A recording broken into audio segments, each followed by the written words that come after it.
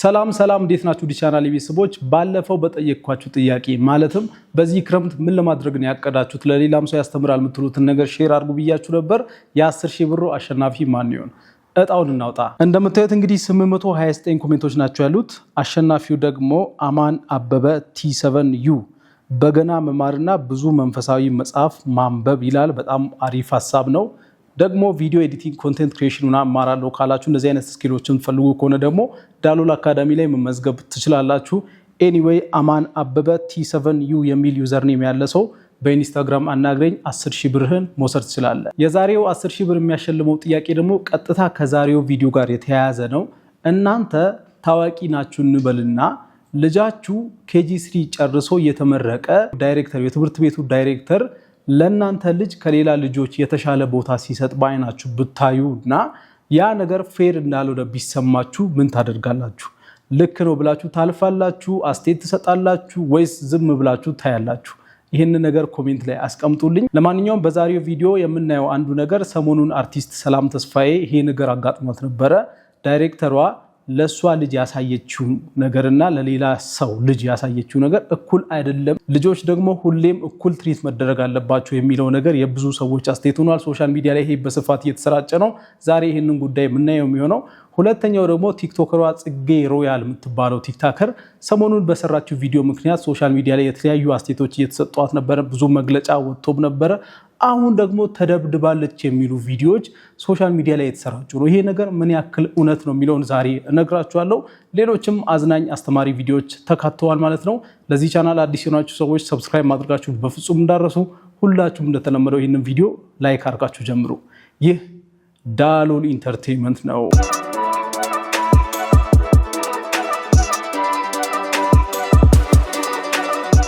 ወደ መጀመሪያው ጉዳያችን ስንገባ እንግዲህ ሰሞኑን 2018 የሰለቻቸው ሰዎች ሶሻል ሚዲያ ላይ በዝተዋል። 2018 ወይ እባክህ ሂድልን፣ በቃ 2019 መቼ ነው የሚደርሰው የሚሉ ሰዎች በዝተዋል። ለምን? ሶሻል ሚዲያ ላይ የምናያቸው አብዛኞቹ ነገሮች በጣም የሚያስደነግጡና ከባህላችንም ከአስተሳሰባችንም ውጪ ናቸው ብሎ ብዙ ሰዎች እያመነ ስለሆነ ማለት ነው።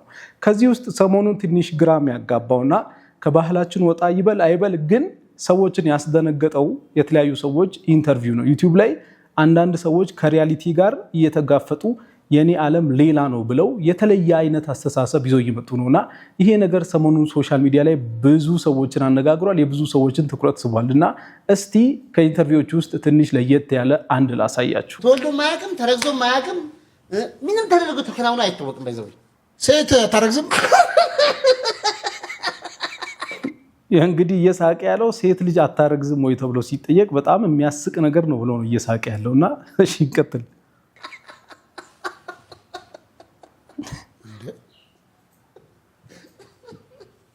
ቀጥም የጅማው ነገር እንዳልተከናወነ ሁሉ ጅማ ያልኩ ነገር ነው ፕሪቪየስኩኝ ምናምን እንዳልተፈጸመ ሁሉ ይሄ ምንድነው ነገር ተወለደ ታባ ተፈጠረ ምናምን አንድ ማለት አንተ ተወልደ አይደለም በፍጹም አልተወለድኩም አልተፈጠርኩም ምናምን አልኩም። ኢመርጀንሲ ነው፣ ድሪም ኢመርጀንሲ ነው ይሄኛው። አሁን ምን ኖሮ አሁን ካታጎራይዝ ማለት ነው ሳወራ ይህን ሪያላይዝ ካደረክ በኋላ ሌላ ኪንግደም አለ፣ ሌላ ሁኔታ አለ፣ ሌላ ምናምን አለ።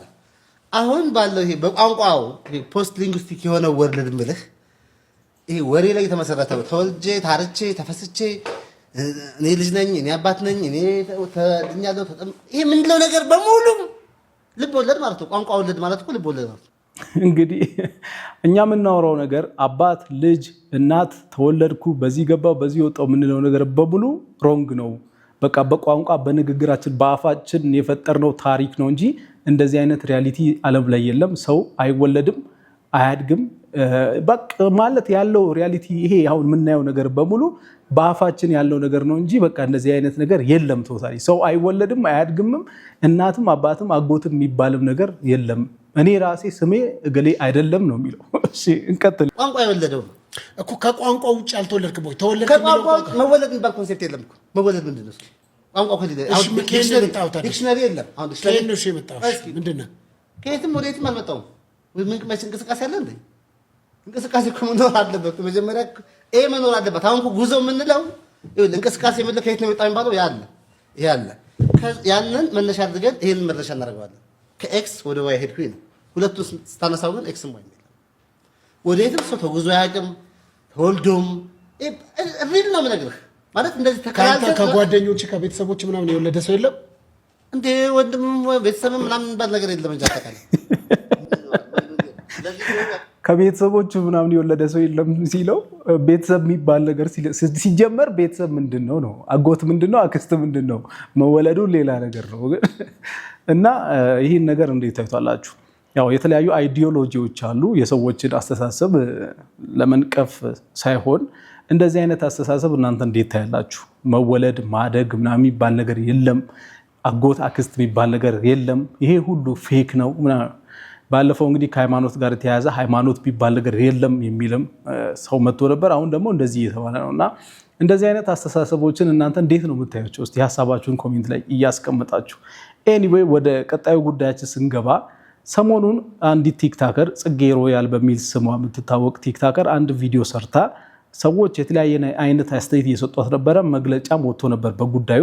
እሷም ይቅርታ ጠይቃ ነበር። አሁን ተደብድባለች የሚሉ ነገሮች ቪዲዮም ተለቆ ሶሻል ሚዲያ ላይ እያየው ነበረ። ይህንን ነገር ለማጣራት እየሞከርኩኝ ነበር። እስቲ የተፈጠረው ነገር ላልገባችሁ ሰዎች መጀመሪያ የሰራችውን ቪዲዮ በትንሹ ላሳያችሁ። እንግዲህ ይሄ የምታዩት ቪዲዮ የጎሳዬ ሙዚቃ እንደ ክሊፕ ነገር ነው የሰራችው ማለት ነው። ስለዚህ እዚህ ጋር ክሊፑ ላይ እንደምታዩት አንዲት ሴት ውጭ ቆማ ስትለምን ልጇን አዝላ ያሳያል።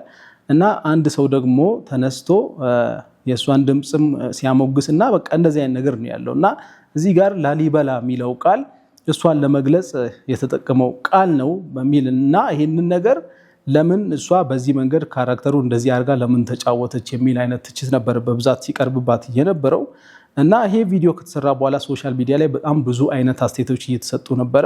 ለማንኛውም የመጀመሪያዎቹ ሰዎች የሰራችውን ቪዲዮ ያደነቁም ሰዎች አሉ። አሪፍ ነው አክት ያረግሽበት መንገድ ምናምን የሚሉ ሰዎች አሉ። አንዳንዶች ደግሞ አክቹዋሊ አብዛኛው ሰው ደግሞ ይሄ ነገር ልክ አይደለም፣ የገለጽሽበት መንገድ ላሊበላ የሚለውን ነገር የገለጽሽበት መንገድ በጣም ሮንግ ነው የሚሉ ወቀሳዎች ብዙ ነበሩ። ለማንኛውም ቪዲዮ ይሄን ይመስላል። ቪዲዮን ያላያችሁ ሰዎች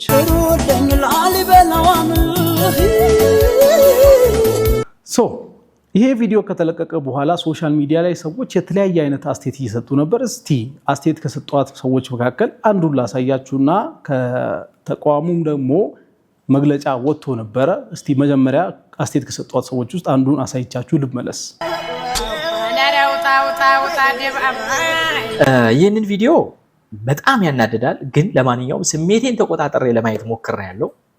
ቅዱስ ላሊበላንና አሚናን ወይም እነዚህን የሚለምኑትን ሰዎች ምን አገናኛቸው? የታሪክና የፖለቲካ ሳይንስ ተመራማሪዎች ምሁራኖች ምን ይላሉ?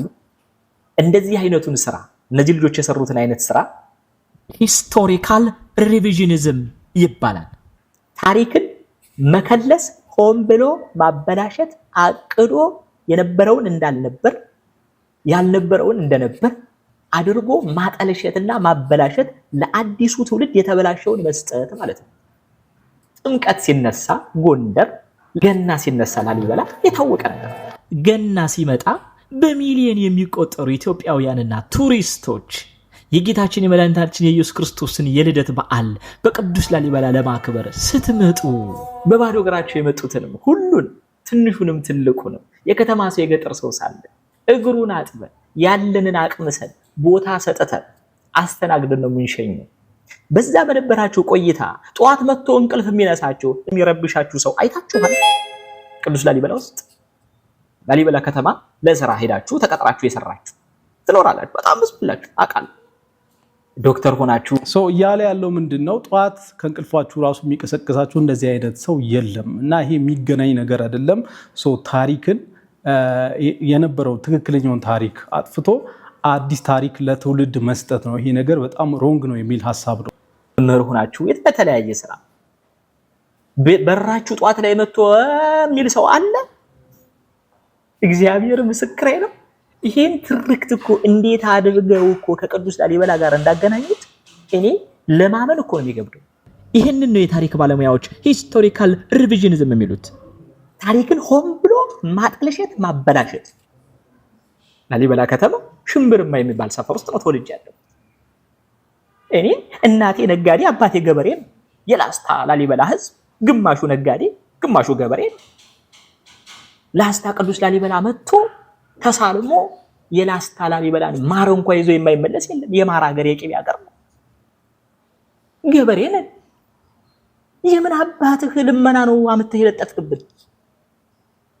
ይሄ የመጨረሻ ከባድ ነገር ነው በነገር እና እንግዲህ እሱ ራሱ የላሊበላ ከተማ ተወላጅ እንደሆነ እዛው እንዳደገ ታሪኳን፣ ባህሏን፣ ሁሉንም ነገር እንደሚያውቅና ይሄ ነገር ቶታሊ የሚባለው ነገር እዚህ ቪዲዮ ላይ የተባለው ነገር እና የተገለጸው ነገር የዛን አካባቢ ማህበረሰብና የዛ አካባቢ ሰው እንደማይወክል በደንብ አጥብቆ ይናገራል ማለት ነው በዚህ ቪዲዮ። አብዛኛው ሰው በትክክል የቅዱስ ላሊበላ የላስታ ላሊበላ ህዝብ እንደዚህ እንዳልሆነ ሊያውቅም ላያውቅም ይችላል። አላውቅም። እኔ ግን ግልጽ ማድረግ ያለብኝ ነገር ግልጽ ላድርግላችሁ ብዬ ነው። ቅዱስ ላሊበላ ለቅዱስ ላሊበላም ሆነ ለኢትዮጵያውያን ያበረከተው ስራ ልመናን ሳይሆን ስራን ነው። ለሰራችሁት ልጆች ጽጌንና ወንድማችን ያለኝ መልእክት ምንድነው? ኮንተንት እንደሚሰራ ሰው ባለማወቅም ልትሰሩ ትችላላችሁ። ግን የምጠይቃችሁ ነገር ይሄንን ቪዲዮ አሁን ከገጻችሁ ላይ እንድታጠፉ። ቅዱስ ላሊበላ ማስታወስ ከፈለግሽ ነይ። አሁን አሸንድዬ ደርሰዋል። ሶሎ ላይ ይጨፈራል። ላስታ ላሊበላ ላይ የላስታ ውብ ኮረዳዎች ወጥተው አሸንድዬ ይላሉ፣ ሶሎ ላይ ይላሉ።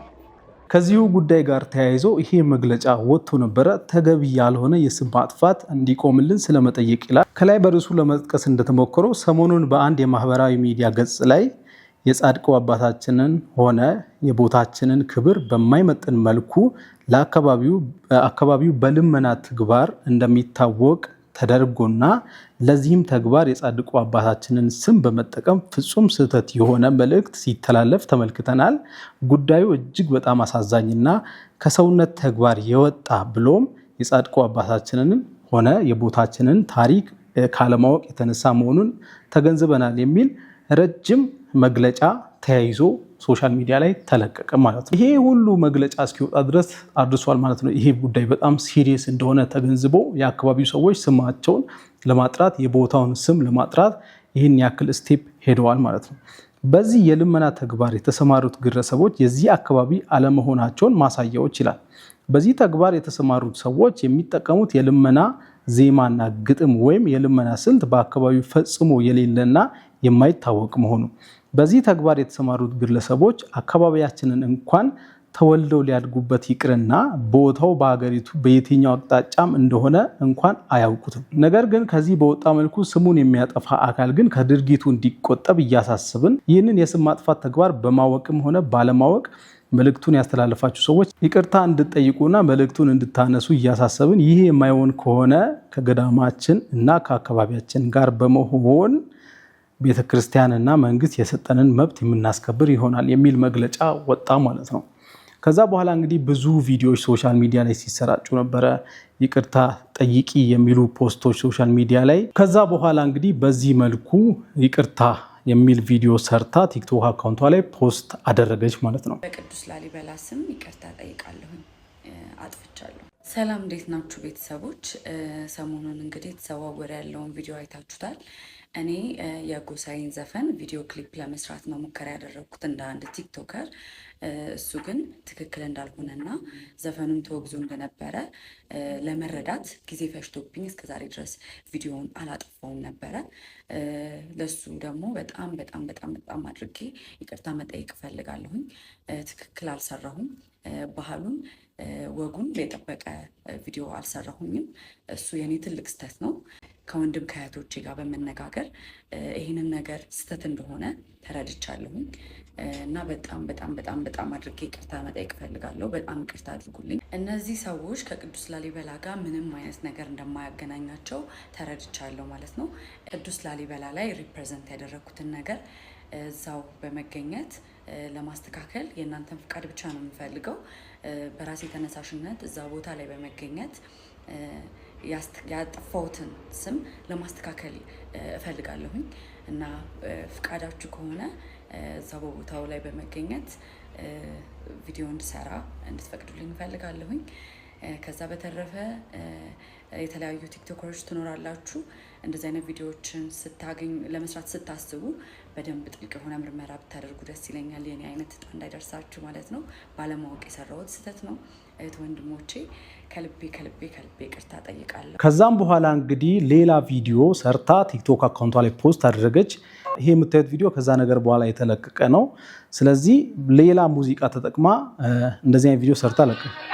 መጀመሪያ እንግዲህ የነበረው ገጸ ባህሪ አንዲት በየሰው ቤት እየሄደች የምትለምን ሰው ነበረች። አሁን ደግሞ ሌሎችን የምታበላ ሰው ሆና እንግዲህ ካራክተሯን በዚህ መንገድ አሻሽላ መታ ቪዲዮ ሰራች። በዚህ ቪዲዮ ምክንያቱም በጣም ብዙ ሰዎች ያው የነበረሽን ስም ማስተካከልሽ ጥሩ ነው የሚል አይነት አስተያየት እየሰጡ ነበረ። በዚህ መንገድ መግለጽሽ አካባቢውን ድጋሚ የሰራሽውን ቪዲዮ ይቅርታ መጠየቅ ብቻ ሳይሆን በእንደዚህ አይነት መንገድ መተሽ ቪዲዮ ድጋሚ በሌላ ገጸ ባህሪ መስራትሽ በጣም የሚያስመሰግንና ጉብዝናሽን የሚያሳይ ነው የሚል አድናቆት በጣም ብዙ ሰዎች እየሰጧት ነበረና ይሄንን ቪዲዮ ድጋሚ ለቀዋለች ማለት ነው። የራሷ ቲክቶክ ያኛውን ቪዲዮ የለቀቀችበት ቲክቶክ አካውንት ላይ ይሄንን ለቀቀችው። ነገር ግን ችግሩ የተፈጠረው ከዛ በኋላ አንድ ቪዲዮ ቲክቶክ ላይ በስፋት ሲዘዋወር አየው። ይሄም ቪዲዮ የሚያሳየው እቺ ልጅ እንደተደበደበች እንደምታዩት በዚህ መንገድ ተደብድባ እንደነበረ የሚገልጽ ቪዲዮ ሶሻል ሚዲያ ላይ ተለቀቀ ማለት ነው። ይህንን ቪዲዮ በጣም ብዙ ሰዎች ሼር እያደረጉ ነበረ። እሰይ እንኳን ደግ አደረጉ የሚሉ አይነት መልእክቶችን የያዙ ፖስቶችን ሰዎች መፖስት ጀመሩ። ፌስቡክ ላይ፣ ኢንስታግራም ላይ ብዙ ቦታ ይህንን ቪዲዮ መልቀቅ ጀመሩ። ከዛ እኔም የተፈጠረው ነገር ምንድን ነው እና ይቅርታም ጠይቃለች። ሁሉም ነገር ቪዲዮም ጠፍቷል። አሁን ይሄ ነገር ለምንድን ነው የተፈጠረው ምንድን ነው ምክንያቱ የሚለውን ነገር ለማጣራት እኔም የተለያዩ ቪዲዮቿን ከፍቼ ማየት ጀመርኩኝ። ስለዚህ ይሄ ቪዲዮ እሷ ተደብድባ የነበረችበት ሪሊ ተደብድባ ሳይሆን የራሷ ዩቲዩብ ቻናል ላይ የለቀቀችው አንድ ከዚህ በፊት እንደሚሰሩት አይነት የፕራንክ ወይም የድራማ ቪዲዮ ነው። የተደበደበችበት ቪዲዮ ሳይሆን ያ ቪዲዮ ይሄ ለፕራንክ የተሰራ ቪዲዮ ነው ማለት ነው። አንዴ አሳይቻችሁ ልመለስ። አይናቸውን ስንት ናቸው? እሺ ንገሪኝ። በደንብ አላየኋቸውም። ገና መኪና ዘግቼ እንደዚህ ዞር ስለው ስመጣኝ ከዛ ወደኩኝ። ከሰዎች ስለነበሩ እነሱን አባረሯቸውና ሆስፒታል መጣሁ። ያን የተፈጠረው በማርያም ቆይ ተረጋጋ፣ በእግዚአብሔር እንዳትነካኝ።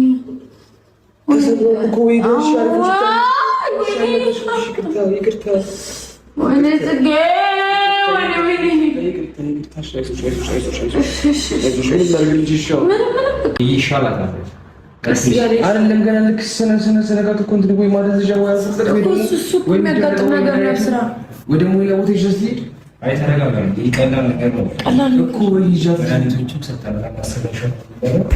ስለዚህ ቆይ ይሻላል። ተረጋጋ። ቆይ እንዳስነካኝ ቆይ በጣም ታምም ያለው ምክንያቱም ትንሽ አደጋ አጋጥሞኝ ነው። ተደብድባ አይደለም ባይዘዌ። አንዳንዴ እንደዚህ አይነት ነገሮችን የምታሰራጩ ሰዎች የእናንተን አካባቢ ማህበረሰብና ባህልም እያበላሻችሁ እንደሆነ ማወቅ አለባችሁ። ለምን ሰው ለአንድ ሶሻል ሚዲያ ላይ ላለ ሰው ይህን ያክል ስቴፕ ሄዶ እስከ መደብደብ ይቅርታ ተጠይቆ ማለመስማት ምናምን ማለት አንድን አካባቢ ጥሩ ባህሪ የሚገልጽ ነገር ሳይሆን ልክ ያልሆነ አይነት ነገር የሚያሳይ ነው። ስለዚህ እንደዚህ አይነት ቪዲዮ ሼር በማድረግ ፖስት በማድረግ እና ጀግንነትን የሚያሳይ መስሏችሁ እንደዚህ አይነት ነገሮች የምታደርጉ ሰዎች እባካችሁ የአካባቢው ማህበረሰብ እንደዚህ አይነት ባህሪ የሌለው እንደዚህ አይነት ስነ ምግባር የሌለው ማህበረሰብ ስለሆነ ቅድምም ወንድማችን በደንብ ገልጿል። የአካባቢው ማህበረሰብ ምን አይነት ባህል እንዳለው እና ከባህሉም ጋር የማይሄድ ነው። ሰውን ቲክታክ ላይ በለቀቀው ቪዲዮ ምክንያት ድጋሚ ይቅርታ ጠይቆ ቪዲዮን አጥፍቶ ሁላ የሚደበድብ ማህበረሰብ የለም ኢትዮጵያ ውስጥ። እና እንደዚህ አይነት ነገሮች ስታደርጉ ጀግንነትን ሳይሆን አንዲት ሴት ልጅ ላይ ጉልበትን ማሳየት እና ይቅርታ የጠየቀንም ሰው ይቅርታውን አለመቀበል ምናምን ማለት ይሄ ሮንግ ነው እና የአካባቢው ማህበረሰብ የማያደርገውን ነገር እናንተ አድርጓል ብላችሁ የአካባቢውን ማህበረሰብ ስም ማጥፋት ነው እና ይሄ በጣም ሮንግ ነው። እንደዚህ አይነት ቪዲዮዎችን የምትለቁ ሰዎች ባካችሁ ከድርጊታችሁ ብትቆጠቡ ጥሩ ነው ብዬ አስባለሁ። ለራሳችሁ ማህበረሰብ የምታስቡ ከሆነ እንደዚህ ማድረግ በጣም ነውር ነው፣ አይደረግም እና ይህንን መልእክቴን ማስተላለፍ ፈልጋለሁ። ወደ ቀጣዩ ጉዳያችን ስንገባ ደግሞ ሰሞኑን ከአርቲስት ከሰላም ተስፋዬ ጋር ተያይዞ አንድ እየተዘዋወረ ያለ መረጃ አለ።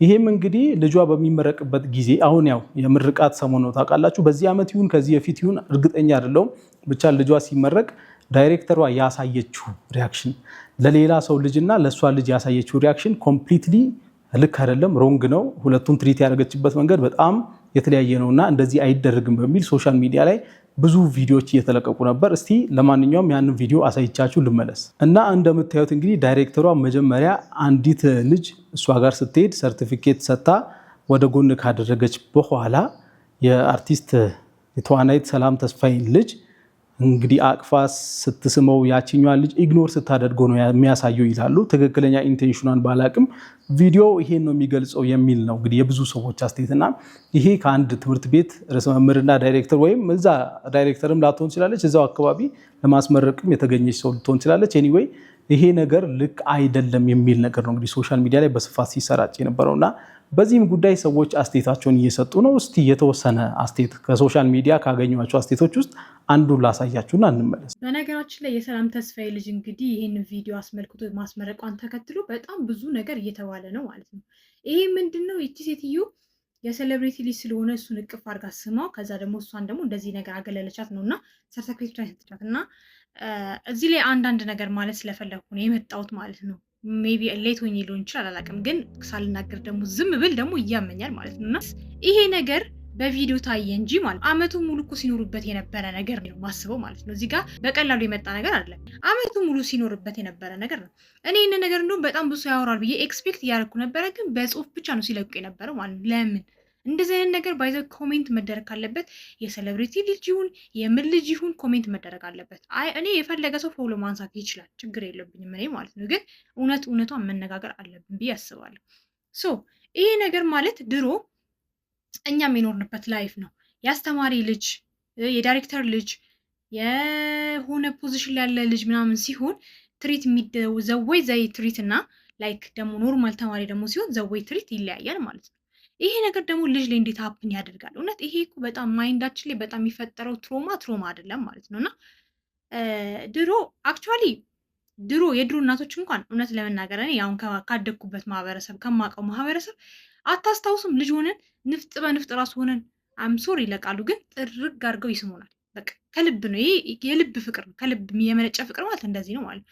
ጥርግርግ ጥብጥብ አጉርሰው ምን ብለው የጎረቤት ልጅ ጠፋ ቢባል ምናምን የሆነ ሰንበዲ እንዴ ከሌሊት ቅጥቅጥ እያደረገ ይመልሷል ማለት ነው። አሁን ልጅ ማሳደግ በጣም ከባድ ነው። እንደዛ አይነት ነገር የለም ማለት ነው። እና የምር ልጅ የሚወድ ሰው ደግሞ ማለት ነው በምንም ነገር ያንን ልጅ አይመዝነውም። በቃ ልጅ እወዳለሁ የሚል ሰው ሁሉንም ካለ ሁሉንም ልጅ መሳም አለበት። ልጅ ደግሞ ባይዜ በጣም ነው የሚያየው። ማያ ይመስላችኋል እንጂ በጣም ነው አንደርስታንድ የሚያደርጉት ማለት ነው። እናንተስ በዚህ ጉዳይ ምን ትላላችሁ? ከእሱ ሀሳብ ጋር ተስማማላችሁ ወይስ ይሄ ነገር ልክ አይደለም ልክ ነው ትላላችሁ? ምንድነው ሀሳባችሁ? ኮሜንት ላይ ሀሳባችሁን እየጻፋችሁ እስቲ ሀሳቧን እናስጨርሳት እና ጭንቅላታችሁ ውስጥ በደንብ ነው ኮፒ ፔስት እያደረጉ ያንን ነገር እየሄዱ እያሉ የሚሄዱት ማለት ነው። እና እንደዚህ ባታረጉ አይስዌር አሁን ይህ ትልቅ ተቋም ነው ብዬ አስባለሁ።